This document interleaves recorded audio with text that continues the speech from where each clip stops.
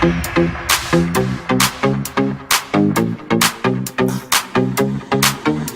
go.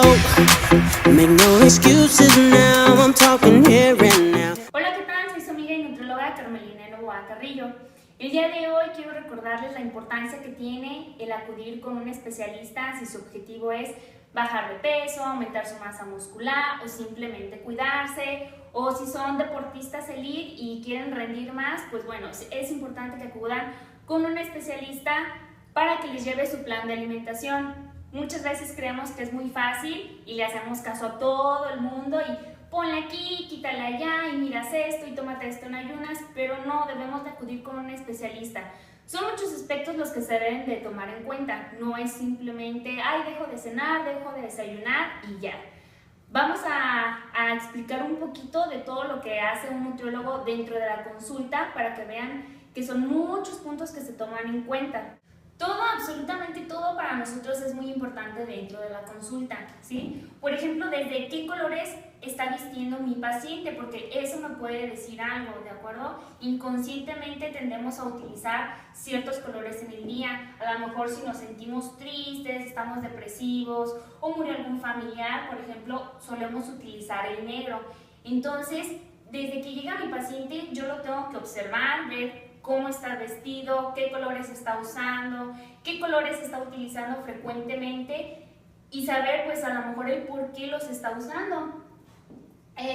Por ejemplo, el rojo es un color fuerte, llamativo, de pasión, de atracción. Entonces a lo mejor si está utilizando todo de color rojo, eso también me puede estar diciendo que a lo mejor está necesitado de cariño. Otro aspecto también importante es el tipo de personalidad de mi paciente, ¿sí? Lo podemos dividir en tres grupos.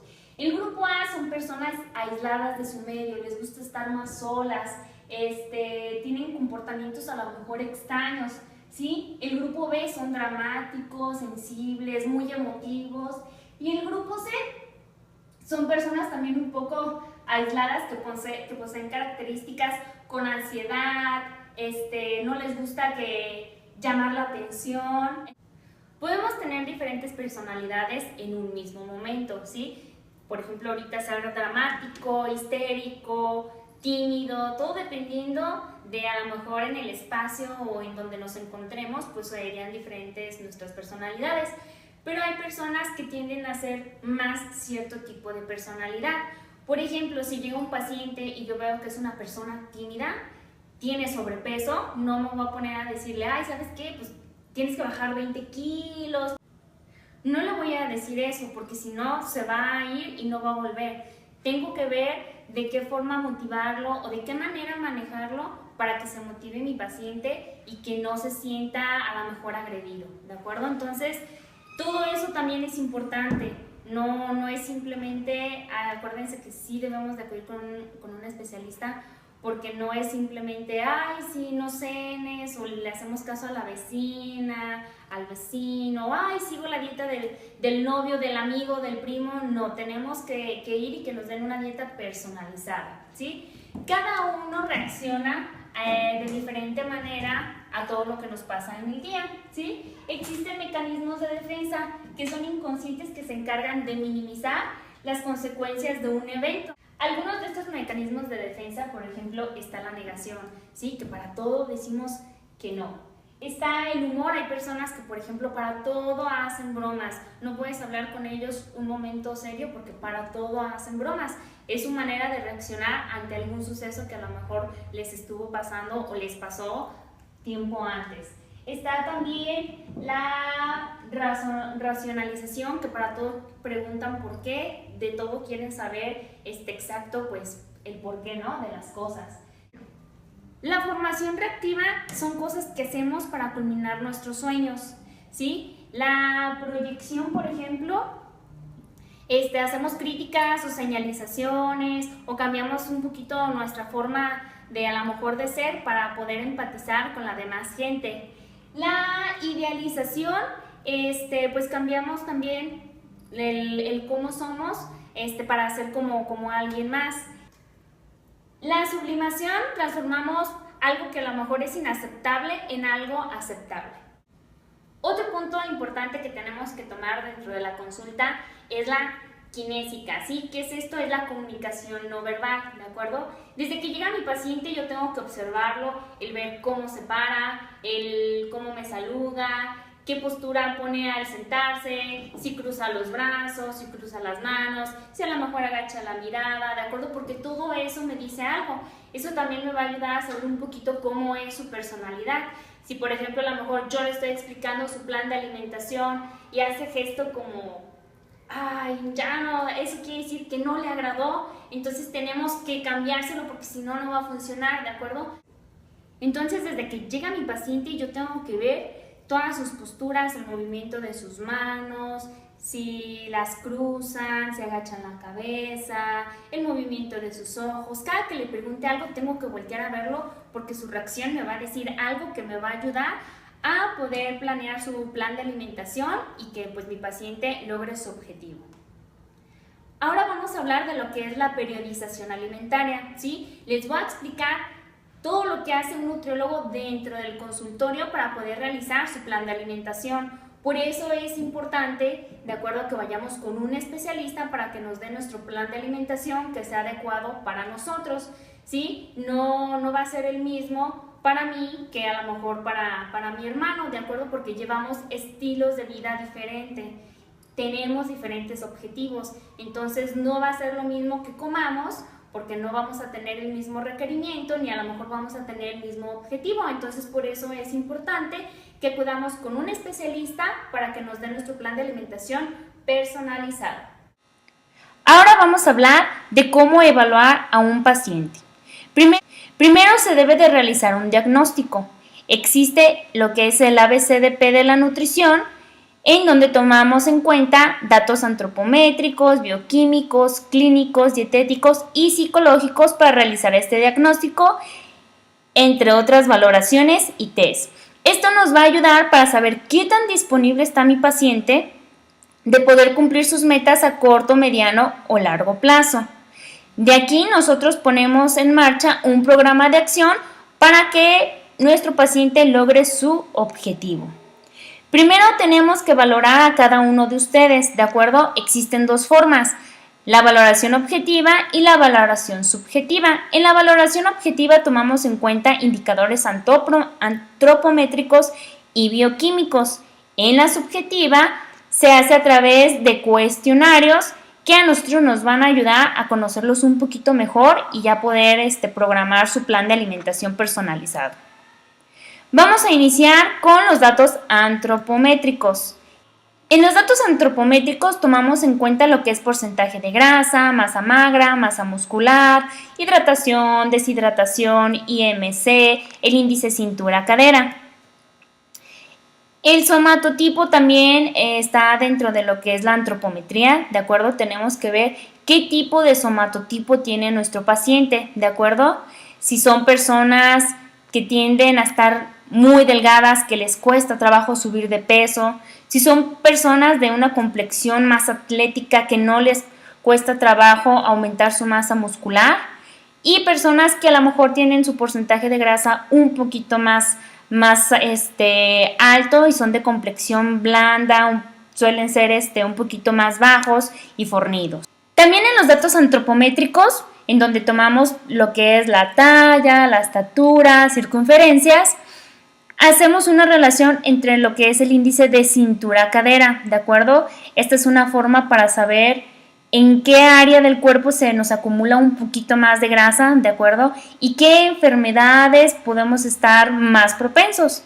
Por ejemplo, en esta que está como en forma de pera, la acumulación de grasa es más a la altura de la cadera, de los glúteos, del abdomen bajo. Esto nos quiere decir que podemos padecer enfermedades de la vesícula, varices, constipación. Al contrario del otro caso, donde la acumulación de grasa es más en el centro del abdomen, quiere decir que podemos padecer hipertensión arterial, enfermedades del corazón, enfermedades cerebrovasculares, diabetes mellitus tipo 2, colesterol alto o problemas con los riñones. Las técnicas de estimación corporal existen directas, indirectas y doblemente indirectas.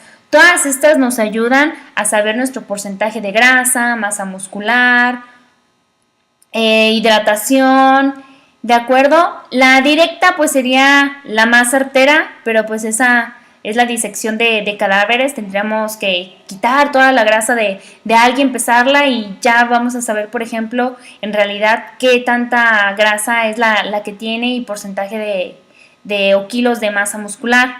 Están las indirectas, que es a través de imágenes, físico-químicos, densitometría, y las doblemente indirectas, ¿de acuerdo? Que es la antropometría, que es lo que más utilizamos nosotros. Utilizamos el plicómetro, la cinta métrica. Todas estas que son indirectas son un poquito más costosas y son aparatos que no todos los podemos tener, entonces utilizamos las doblemente indirectas.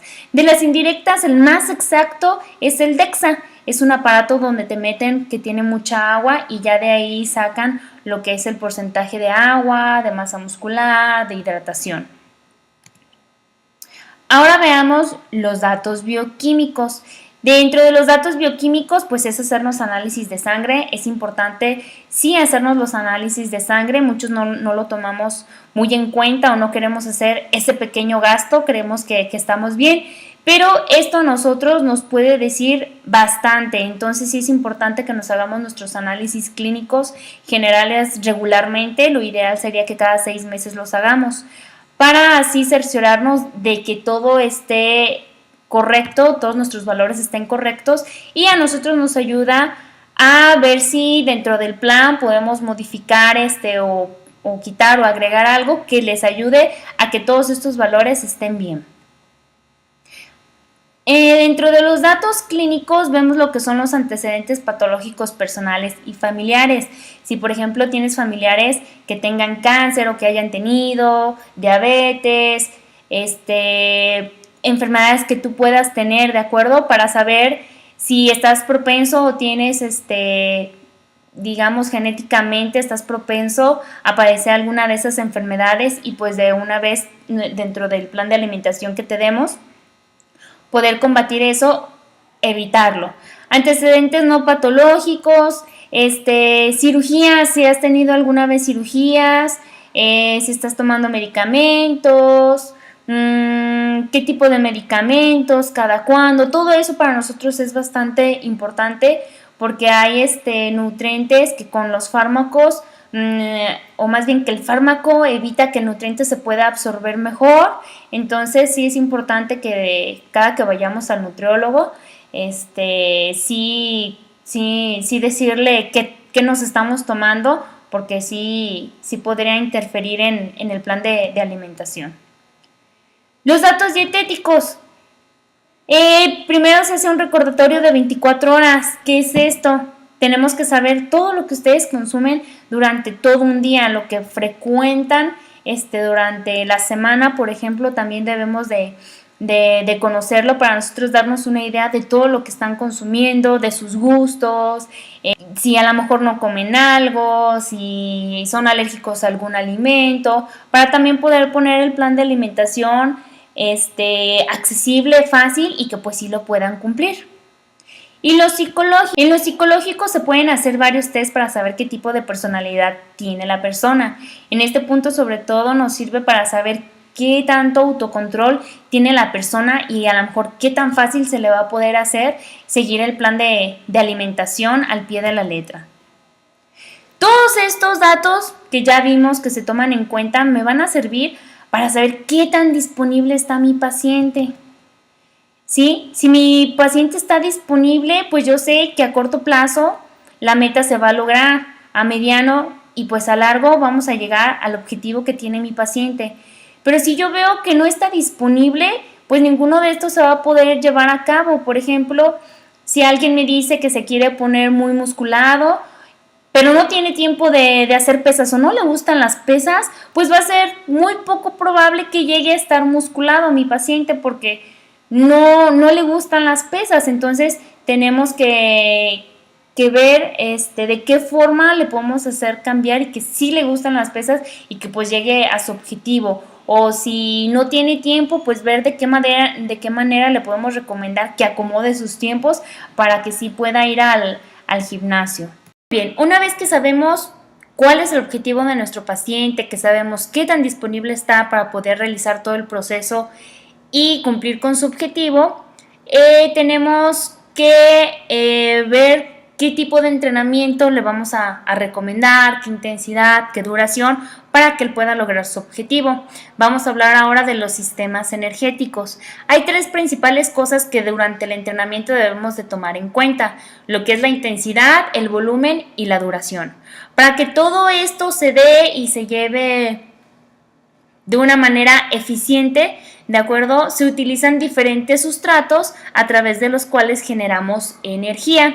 ¿De acuerdo? Entonces primero debemos de identificar bien cuál es el objetivo de mi paciente para yo así poder recomendarle qué tipo de ejercicio haga y a qué intensidad. Todos estos sistemas energéticos se dan al mismo tiempo, solo que primero se da uno mayormente y dependiendo del tiempo se van dando. Del primero que vamos a hablar es el sistema ATP-PC. ¿De acuerdo? Es el sistema de los fosfágenos. Este primer sistema se utiliza entre los primeros 15 segundos, donde lo que mayormente se utiliza para generar energía es la fosfocreatina. La fosfocreatina es la unión de la creatina más un fosfato y es la fuente principal para el músculo como energía en cuanto nos movemos dentro de los primeros 15 minutos. La creatina hay que recordar que es un sustrato que segrega el cuerpo, que se encuentra dentro de todo nuestro cuerpo y que se crea a partir de la arginina y la glicina. El segundo sistema es el de la glucólisis anaeróbica o lactato. Este se usa mayormente a los 30 minutos, donde la glucosa se fermenta, se hace una fermentación láctica, generando lactato como fuente de energía. El lactato es un potencializador energético que incrementa la resistencia y la fuerza muscular. Entonces, el lactato no me genera aporreamiento, al contrario, me da energía.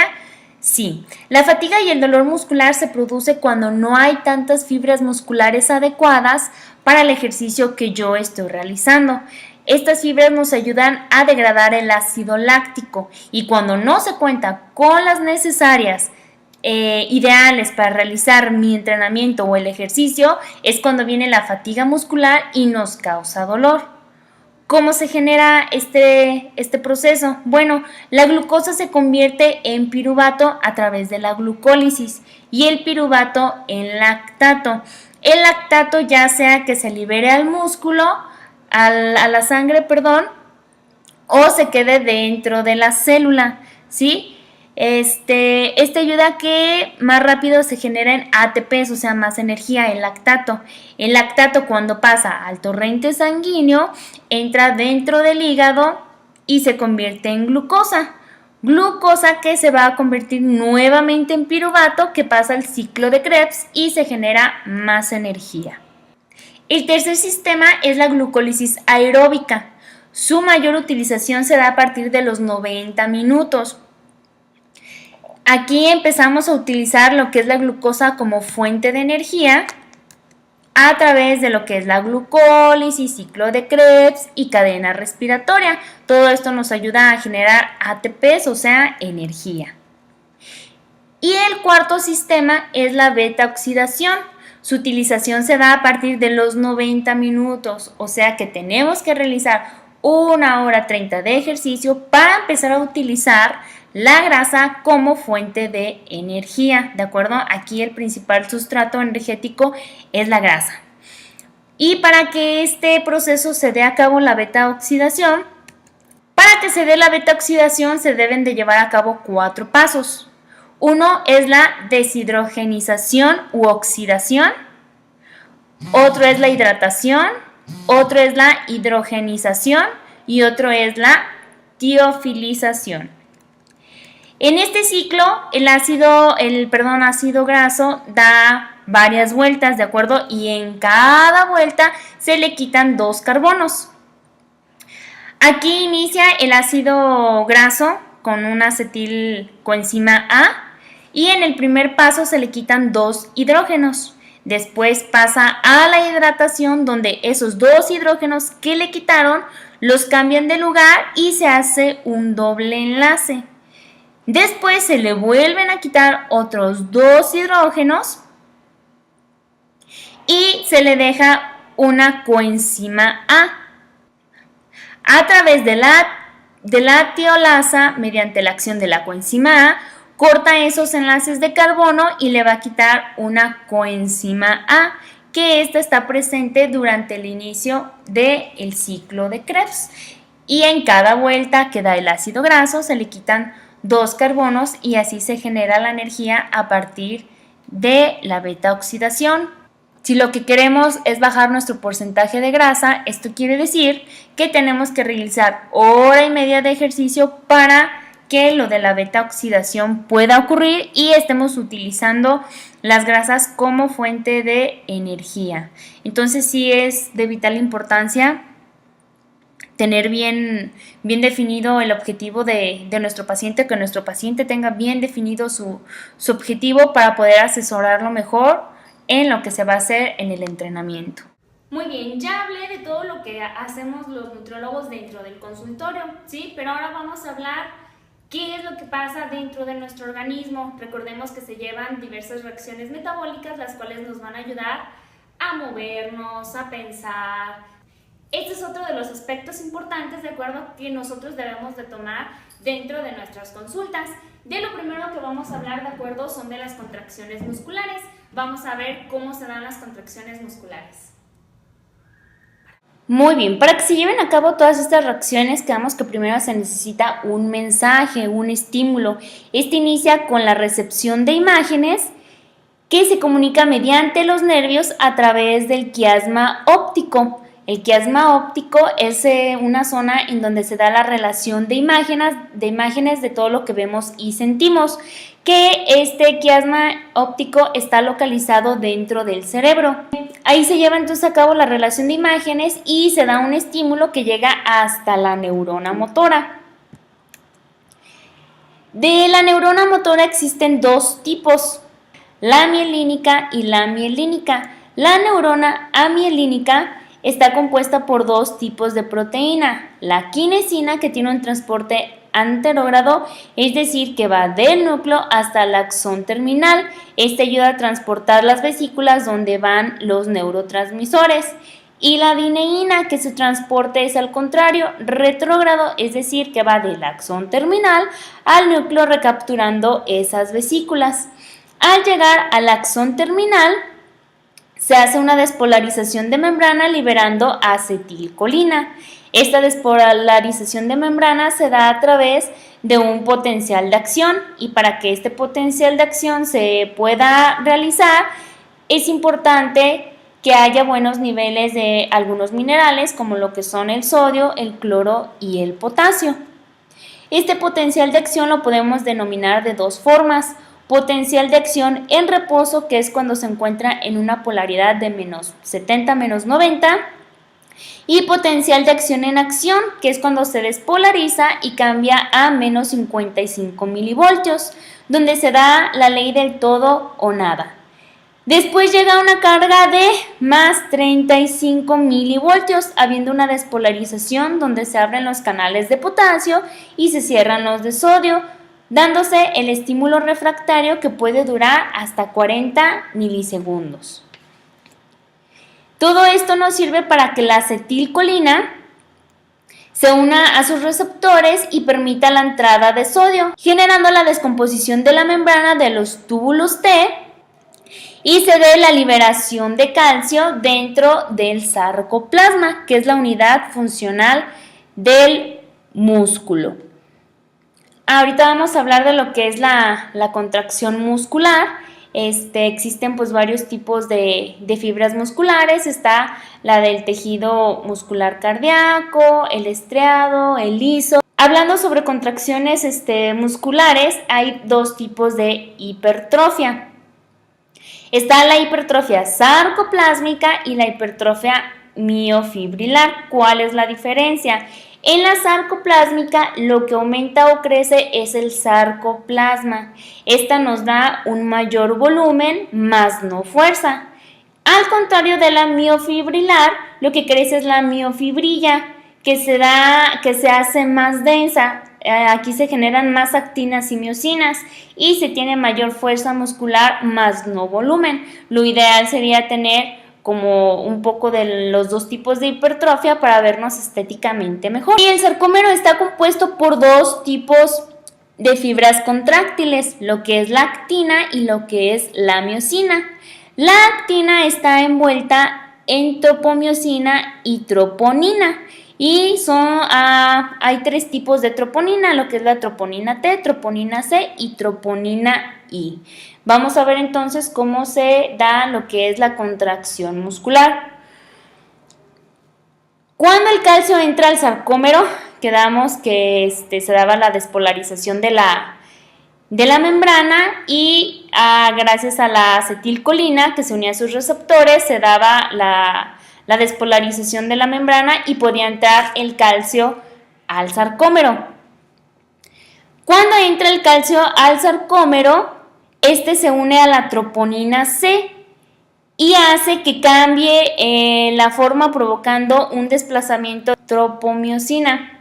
Este desplazamiento deja libre el sitio activo de la actina para que la cabeza de miocina se pueda y se dé la degradación de ATP. El ATP es degradado de la glucólisis. Para empezar, la glucólisis es activada por la adrenalina y las proteínas G. Estas estimulan a la adenilato ciclasa y con ayuda del magnesio, que aquí es importante que tengamos buen consumo de magnesio, convierten el ATP en adenosín monofosfato cíclico para que haya una buena señalización de degradación de glucosa. Y pues ya una vez activado todo esto, inicia lo que es la glucólisis, ciclo de Krebs y cadena respiratoria para poder degradar energía. Una vez activada la glucólisis, que se da fuera de la mitocondria en presencia de una molécula de glucosa, pasa a hacer glucosa de 6 carbonos a glucosa 6-fosfato, de ahí a fructosa 6-fosfato y con intervención del ATP pasa a ser fructosa 1,6-difosfato y se divide en una molécula de gliceraldehído y otra de cetona para formar el piruvato. Para poder utilizar este piruvato y convertirlo en acetilcoenzima A y que produzca electrones, es necesaria la intervención del ácido pantoténico, vitaminas del complejo B como la tiamina, riboflavina y niacina y también el ácido lipoico. En el ciclo de Krebs se segregan lo que son NAD y FAD, que pasan a la cadena respiratoria mediante la acción de su oxidación y reducción y podemos utilizar la generación de ATP, es decir, energía, favoreciendo un mayor rendimiento durante el día. El acetilcoenzima A, al unirse al oxalacetato, se convierte en citrato. Dentro de los ejercicios, pues hay dos rutas, los ejercicios anaeróbico y anaeróbico. Dentro del ejercicio anaeróbico se segregan más ATP, son 38 ATPs, o sea que cuando hacemos ejercicio aeróbico generamos más energía y al contrario en el ejercicio anaeróbico solamente se generan 2 ATP. Endocrino, ¿sí? Donde veremos sobre las glándulas y qué hormonas producen. Estas hormonas son liberadas al torrente sanguíneo y nos ayudan a regular muchas funciones dentro del cuerpo. Muy bien, las hormonas son mensajeros químicos del cuerpo que controlan diferentes funciones y circulan a través de la sangre hacia los órganos y los tejidos. Las hormonas nos ayudan a regular todo lo que viene relacionado con el metabolismo, la capacidad de contraer el músculo, degradar grasas, de ver, de sentir, de pensar. Nos ayuda a regular ahora sí que todo. Intervienen también en lo que es el crecimiento, el desarrollo. Se pueden clasificar de acuerdo a su composición. Hay hormonas peptídicas, es decir, que están compuestas de aminoácidos y son hidrosolubles, es decir, afines al agua. Están las esteroideas. Estas no se almacenan, estas son liposolubles, se sintetizan a partir de colesterol, o sea, de grasas, y las derivadas de tirosina, que se sintetizan de un solo aminoácido, la tirosina, y se ocupan comer de la carne. Nosotros la tenemos que consumir a través de la carne para el consumo de la fenilalanina y que se pueda producir la tirosina y así producir esas hormonas. También se pueden clasificar de acuerdo a su composición. Están lo que son las hormonas endocrinas, que son mensajeros químicos, neuropéptidos, que son hormonas chicas que solo tienen de 10 a 15 aminoácidos, y los neurotransmisores, que estos son más grandes, de 200 a 300 aminoácidos. Existen diferentes tipos de comunicación de las hormonas. El primero es el autócrino, que significa que la misma célula se estimula, por ejemplo, la insulina, que quiere decir que por ejemplo, el páncreas, al detectar que hay niveles bajos de insulina, eso mismo provoca que se siga produciendo más insulina. El parácrino, la hormona estimula células vecinas. El nervioso, que se produce en el cerebro y va de neurona a neurona, o sea que estimula de una neurona a otra. Cuando se estimula de glándula a glándula, se le llama endocrino a ese tipo de comunicación. Cuando una glándula estimula una neurona, se llama neuroendocrino, y cuando va de neurona a neurona se llama neurotransmisor. Hay mecanismos reguladores de las hormonas. Cabe señalar que todo lo que nos rodea puede activar o inactivar, o más bien inhibir la regulación de las hormonas. ¿Sí? Está lo que es la retroacción positiva. Esto no impide la hiperactividad, aumenta la actividad de la producción. Esto nos puede llevar a la muerte porque las hormonas no se dejan de producir.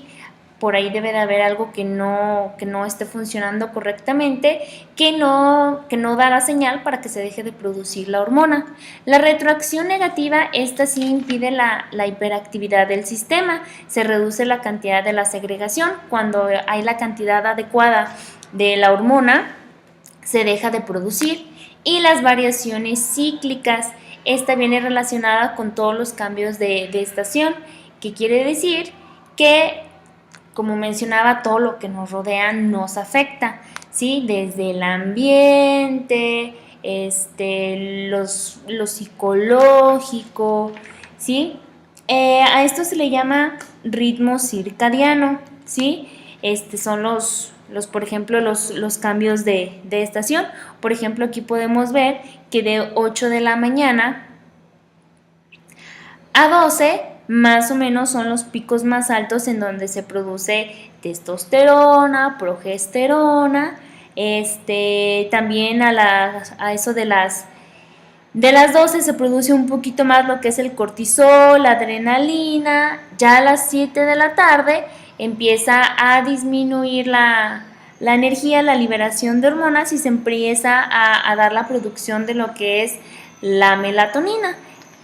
Esto nos ayuda ya para la hora de dormir, que podamos descansar. ¿Cómo se da la secreción pues de las hormonas? ¿Cómo se da la liberación? Pues bueno, la conexión o la estimulación se da del cerebro al tálamo. El tálamo estimula al hipotálamo y el hipotálamo a la pituitaria, ¿de acuerdo? El hipotálamo es el controlador del sistema endocrino y regula la actividad de la hipófisis. El hipotálamo es el controlador del sistema endocrino y regula la actividad de la hipófisis, y según la estimulación envía diferentes acciones a las glándulas endocrinas para que se dé la liberación de las hormonas.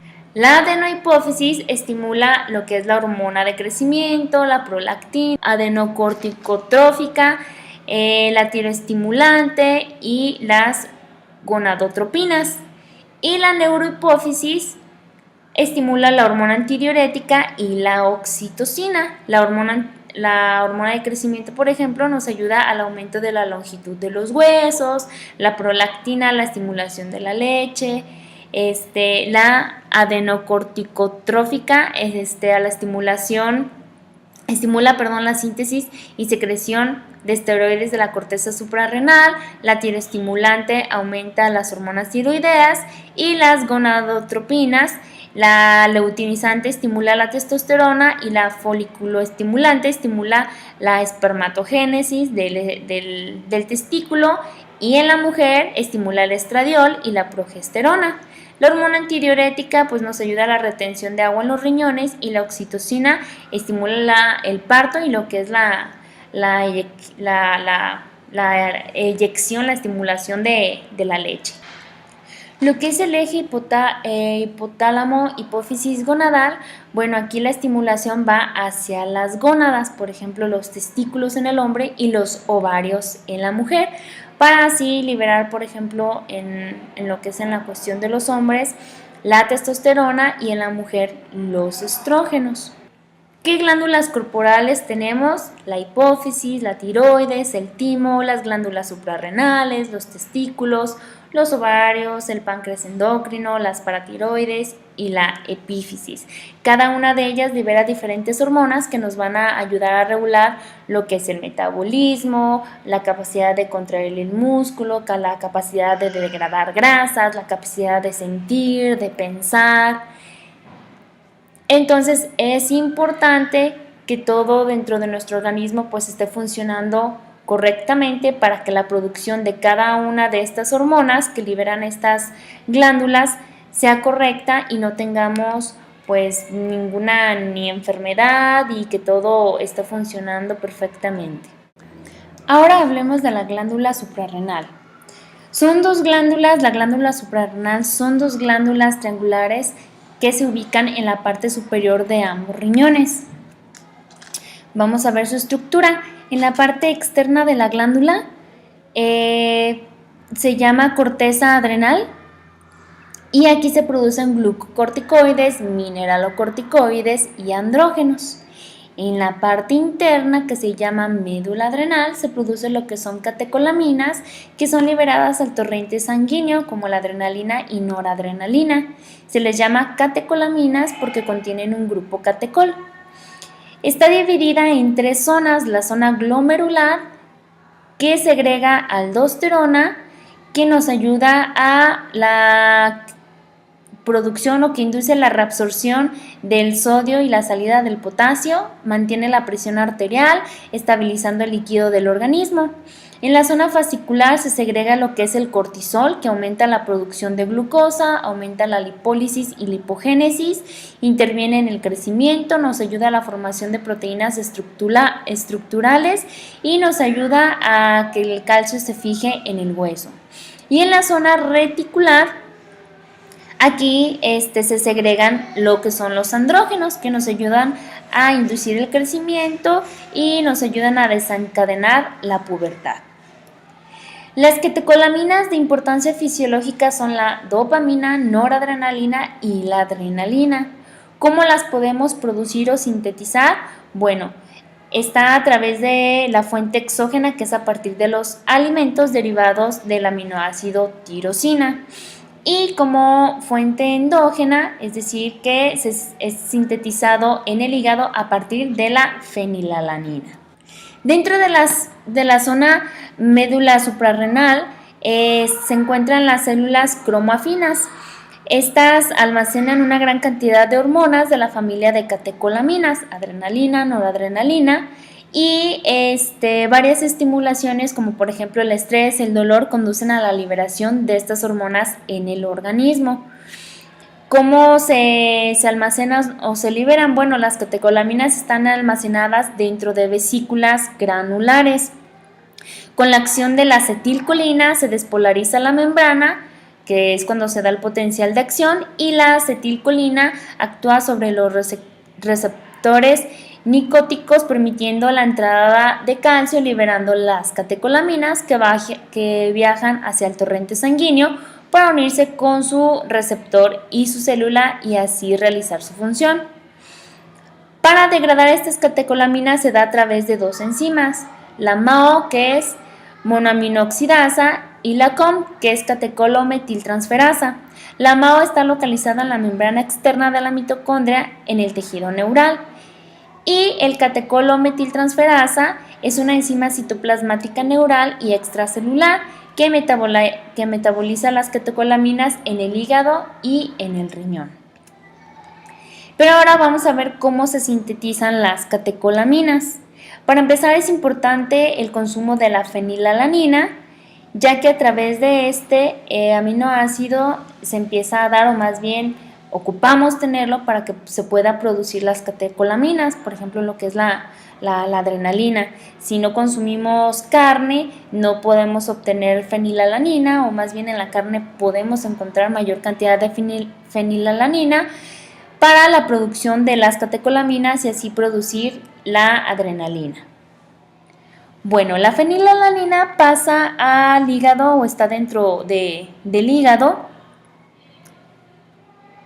Y aquí, por acción de la fenilalanina hidroxilasa, se convierte en tirosina. Aquí se ocupa el cofactor que se llama tetrahidrobiopterina, que le confiere un OH para convertirlo en tirosina. La enzima le quita al cofactor tetrahidrobiopterina un hidroxilo y es el que le pegan al grupo catecol del anillo de la fenilalanina, convirtiéndolo en tirosina. Esto pasa dentro del hígado. La tirosina sale y entra en la glándula suprarrenal y en el citosol. La tirosina hidroxilasa le pone un hidroxilo nuevamente a la tirosina, y al tener dos hidroxilos en el grupo catecol se llama dopa. De tirosina pasa a dopa. ¿Y dopa qué es? Es una fenilalanina doblemente hidroxilada. Al igual, la tirosina hidroxilada le quita el hidroxilo a la tetrahidrobiopterina. De dopa va a pasar a dopamina. A dopa se le quita el grupo carboxilo. Y aquí interviene como cofactor el piridoxal, que si no tenemos buenas cantidades de vitamina B6, que es la piridoxina, pues no vamos a poder producir este cofactor. Entonces aquí, por ejemplo, ya se cortaría esta cadena para llegar a la producción de adrenalina. Entonces de dopa va a pasar a dopamina. Aquí quedamos que entonces gracias al cofactor se le va a quitar el grupo carboxilo y se va a convertir en dopamina, que entra a la vesícula de almacenamiento. La dopamina hidroxilasa la hidroxila de nuevo, pero ahora con ayuda del cofactor de la vitamina C, convirtiéndola en noradrenalina. De noradrenalina va a pasar ya por último a adrenalina. De noradrenalina, aquí es el último paso, va a pasar a adrenalina. Aquí la S-adenosilmetionina le brinda un grupo metil con ayuda de la feniletolamina N-metiltransferasa. Le pegan el grupo metilo, convirtiéndolo en adrenalina. Dentro de todo este proceso es importante tener buen consumo pues dentro de nuestra alimentación, de lo que es la carne principalmente, para que se produzca, o más bien para que tengamos la fenilalanina, la vitamina C para que nos ayude aquí como cofactor, la vitamina B6 para que nos ayude el piridoxal P, el piridoxal fosfato como cofactor, y aquí el ácido fólico para que nos ayude a la brindación del grupo metil y se convierta en adrenalina. En la vesícula de almacenamiento, pues espera aquí esta adrenalina a que llegue o se dé el potencial de acción para que sea liberada y pues llegue a su receptor y haga su función. Ahora vamos a hablar de lo que son los receptores adrenérgicos. Estos son una clase de receptores asociados a las proteínas G, los cuales son activados por catecolaminas como la adrenalina, noradrenalina y dopamina. Las células que poseen estos receptores, cuando se da la unión de un antagonista adrenérgico, causan una respuesta o una reacción. Estos se localizan en la membrana de las células y existen 20 subunidades alfa diferente, 6 subunidades de receptores beta y 11 subunidades de receptores delta. Por ejemplo, aquí el receptor alfa 1 estimula a la proteína GQ que activa la fosfolipasa, que da origen al aumento de diacilglicerol y al aumento de trifosfato de inositol. El receptor adrenérgico alfa 2 estimula la proteína G que inhibe la adenilciclasa que disminuye el AMP cíclico. Y los receptores beta, cualquiera, el beta 1, beta 2 o beta 3, estimulan a las proteínas G que activan a la adenilciclasa activando el AMP cíclico. Algunas de las funciones de las catecolaminas dentro de cada uno de los órganos o tejidos. Aquí en el hígado, por ejemplo, nos ayudan a lo que es en la activación de la glucogenólisis y glucogénesis, la inhibición de la síntesis de glucógeno. En el riñón nos ayuda a aumentar la producción de glucosa. En el músculo nos estimula la glucogenólisis. En el músculo esquelético también. En el músculo la adrenalina disminuye el catabolismo proteico. En lo que es en el tejido adiposo, en el blanco la adrenalina libera glicerol y ácidos grasos libres a partir de triglicéridos almacenados en los adipocitos. En el corazón nos ayuda a aumentar la frecuencia cardíaca, la fuerza de contracción y velocidad de conducción, lo que nos lleva a un aumento del volumen sistólico y aumento de la presión sistólica y diastólica. En lo que son los vasos sanguíneos, pues nos ayudan a la vasoconstricción de las arterias y venas, la vasodilatación también de las arterias y aumento del flujo sanguíneo en el miocardio y en el músculo esquelético e hígado. Ahora vamos a hablar de las hormonas esteroidales que se producen en la corteza suprarrenal. Estas hormonas se sintetizan a partir de colesterol. Estos se producen en la zona glomerulosa.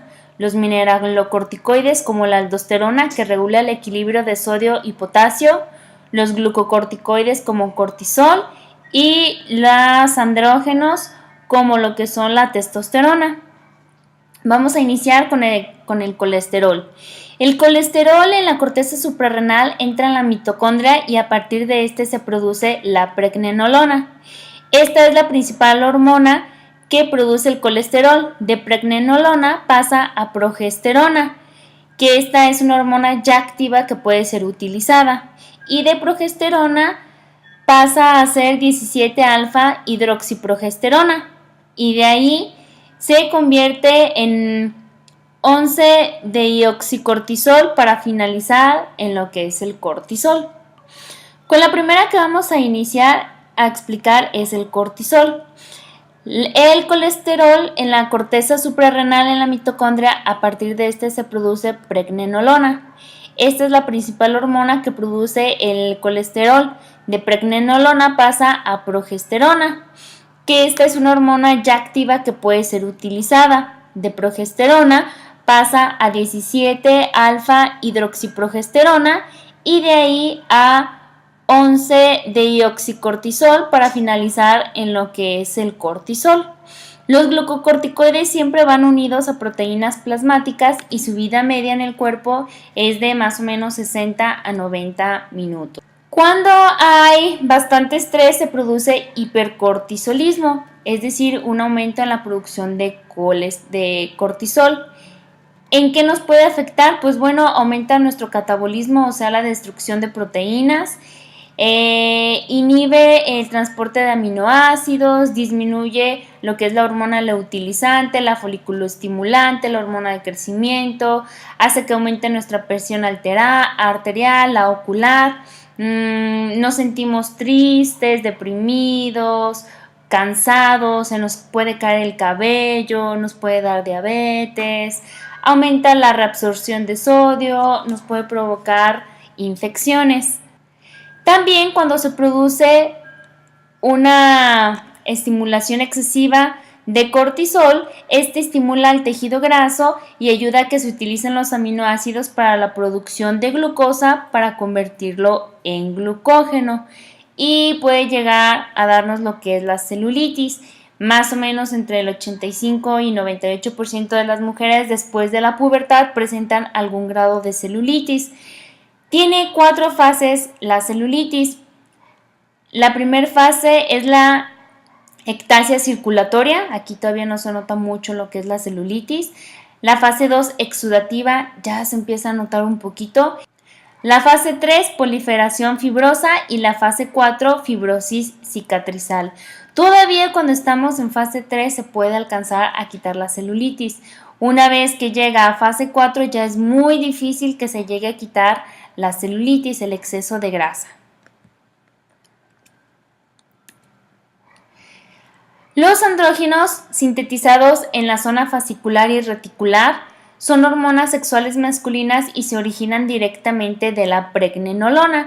Igual son derivados del colesterol, de ahí pasa pregnenolona y de ahí a 17 alfa hidroxipregnenolona y de ahí con ayuda de la enzima 17 alfa hidroxilasa pasa a ser la de hidroepiandrosterona y de ahí androstenediona y andrógenos. Los andrógenos sintetizados en la zona fascicular y reticular son hormonas sexuales masculinas y se originan directamente de la pregnenolona y progesterona y se derivan del colesterol con ayuda de la enzima 17 alfa hidroxilasa hasta llegar a los andrógenos. La testosterona, la androsterona y la androtenediona son hormonas esteroidales del ciclo pentanoperihidrofenantreno, cuya función principal es estimular el desarrollo de los caracteres sexuales masculinos. Los esteroles son sustancias orgánicas derivadas del núcleo ciclopentano perihidrofenantreno y sus acciones dependen de los diversos grupos funcionales que posean. Estos son sustancias lipídicas, es decir, que son afines a grasas con una función alcohol. Los más importantes son el colesterol y la vitamina D. Tienen una estructura química cíclica que se debe al carbono. El grupo funcional ester consiste en un ácido orgánico o inorgánico en el cual el radical hidroxilo OH es reemplazado por un radical alquilo. Los grupos funcionales son grupos especiales de moléculas que se combinan con otras que les confieren características especiales de reactividad química. Tenemos lo que es el radical hidroxilo, que fácilmente forma puentes de hidrógeno haciendo sus moléculas más solubles en agua. Tenemos el grupo radical cetona o grupo carbonilo. Es un átomo de carbono unido con un doble enlace a un átomo de oxígeno y a los 2 átomos de carbono que contribuyen a hacer moléculas más solubles en agua.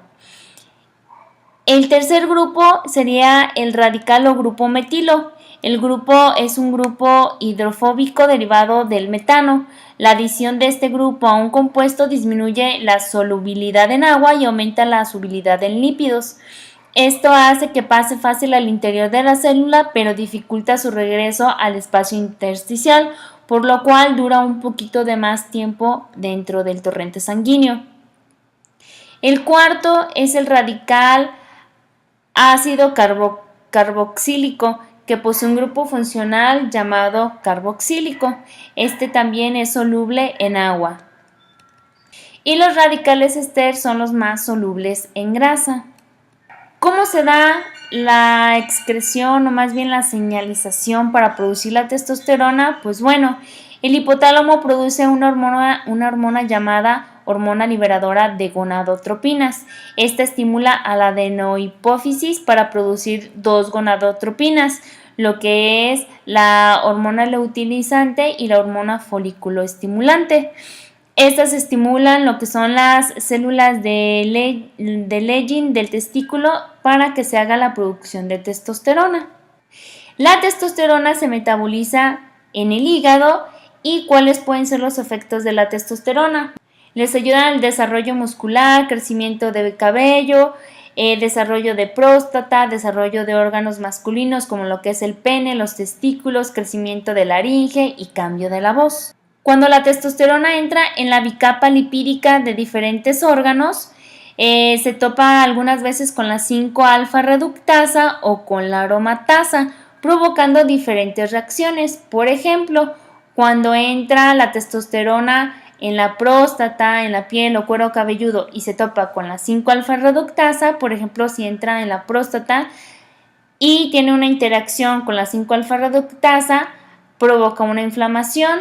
En la piel puede llegar a provocar el acné y en el cuero cabelludo la caída del cabello. Cuando entra, por ejemplo, en caderas y mamas, se topa con la aromatasa y hace lo que nos produzca la ginecomastia, que en hombres es como el crecimiento de los pechos que parecen como de mujer. Bueno, ¿y en las mujeres qué pasa? En las células teca, la hormona luteinizante llega a su receptor estimulando al AMP cíclico que fosforila la proteína quinasa para que el colesterol se convierta en testosterona. De aquí se va al folículo dominante de la zona granulosa y la testosterona, por acción de la aromatasa, produce estrógenos. Esto se puede quedar aquí mismo o puede formar un óvulo o puede salir al torrente sanguíneo. Ahora vamos a hablar de la digestión. La digestión inicia desde que comenzamos a masticar los alimentos. El estómago está inervado por el nervio vago y se divide en lo que es fundus, cuerpo y antro, que es la última parte del estómago.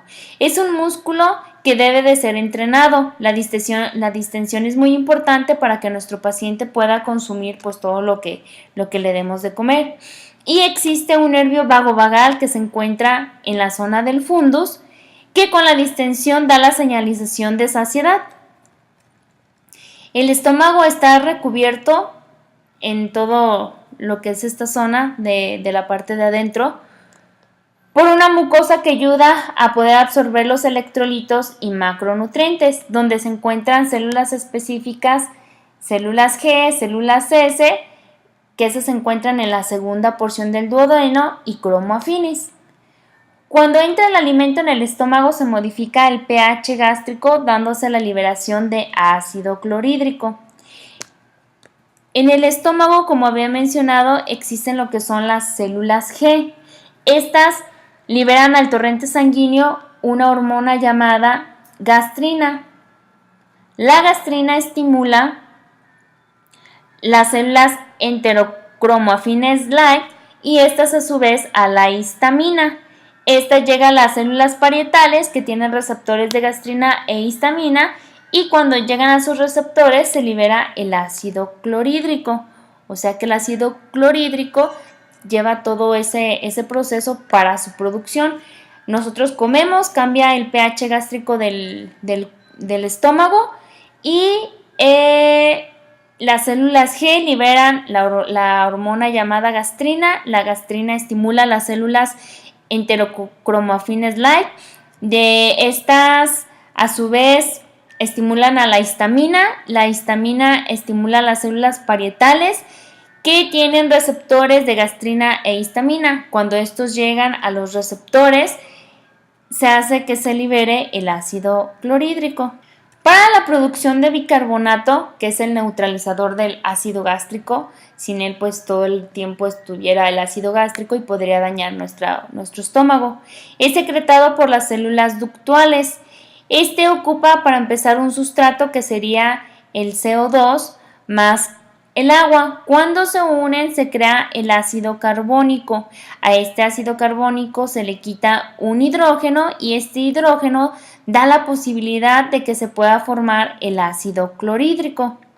A su vez, una hormona llamada secretina estimula que entre el calcio activando el AMP cíclico e inicia el círculo del cloro. Cuando este se libera y el hidrógeno se libera, se forma el ácido clorhídrico. Este es el hidrógeno que se libera y se forma el ácido clorhídrico, y para estabilizarlo solo se hace con el bicarbonato que se produce aquí. Existen 3 fases de la digestión. Una primero es la encefálica, que se da más o menos del 15 al 20%, y aquí todavía no es cuando se consume el alimento, aquí más bien es emocional, es la fase encefálica. Aquí es más que nada a través de las emociones, de lo que sentimos al comer un alimento o cuando alguien nos da un alimento o nos obliga, por ejemplo, a comérnoslo. La segunda fase se da cuando se empiezan a introducir ya los alimentos. Se activa lo que es la digestión, que es lo de la producción del ácido clorhídrico, y después por el píloro pasa el alimento y en pequeñas cantidades junto con ácido clorhídrico al duodeno. En la segunda parte del duodeno se encuentran, quedamos que aquí, las células S, que segregan secretina, que viaja al páncreas, a las células reticulares de los acinos pancreáticos para producir bicarbonato. La gastrina informa a través de la sangre a los adipocitos que empiezan a liberar y producir leptina para informar al centro de saciedad. Los niveles de ácido clorhídrico que pasan al intestino, también las mismas células liberan colecistoquinina que llegan a las células acinares para la liberación de enzimas pancreáticas, lo que es lipasa, proteasa y amilasa, a través del conducto pancreático común que se junta con el hepático común, y esta unión se le llama esfínter de Oddi o ámpula de Vater, que aquí está la unión del conducto del páncreas junto con el del hígado, que dan hacia el intestino. Y la tercera fase es la intestinal, que aquí es donde se segrega secretina, colicistoquinina y se empieza a digerir todo el alimento. Aquí vemos las hormonas gastrointestinales, aquí las tenemos y algunas de las funciones que tienen. Por ejemplo, la gastrina, que nos ayudan a la secreción del ácido clorhídrico, aumenta el crecimiento de la mucosa gástrica y el flujo sanguíneo. También estimula lo que son las enzimas pancreáticas y aumenta la motilidad. La colecistoquinina es un inhibidor fisiológico de somatostatina. Nos ayuda a la estimulación de péptidos, aminoácidos, el ácido clorhídrico, ácidos grasos, y tiene una eliminación renal.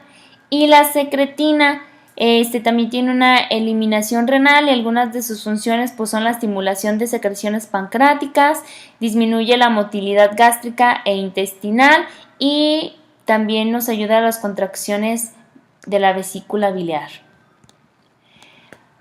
Vamos a hablar ahora del páncreas. El páncreas pues, es un órgano que pesa entre 70 y 60 gramos y se divide en 4 partes. Lo que es la cabeza del páncreas, cuerpo del páncreas y cola del páncreas. Su función es producir enzimas y hormonas pancreáticas que ayudan a la asimilación de nutrientes. Se divide en 2 porciones. La primera porción es exócrina, que se da en los acinos y excreta una mezcla de líquidos y enzimas digestivas, que son el jugo pancreático. Y la segunda porción es endocrina, que se da en los islotes de Langerhans.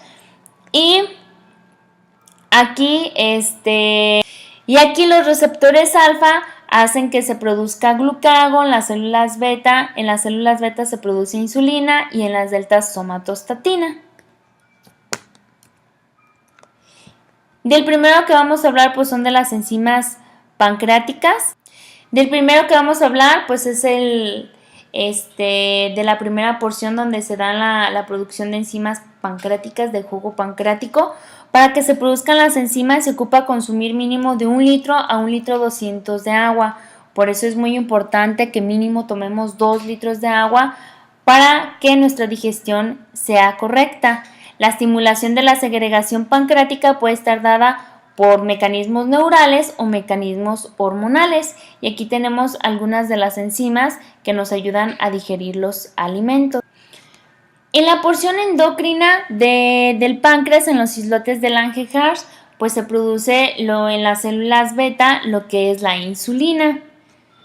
¿Cómo se hace la insulina? Bueno, en el núcleo está el segmento que condiciona la insulina, el ARN mensajero, llega al ribosoma y de ahí se le empiezan a pegar los aminoácidos para que se haga la insulina.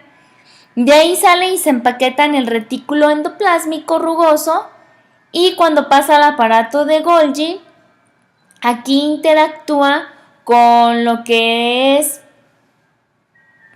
la convertasa, preproteína 1 y 2 y carboxipeptidasa E.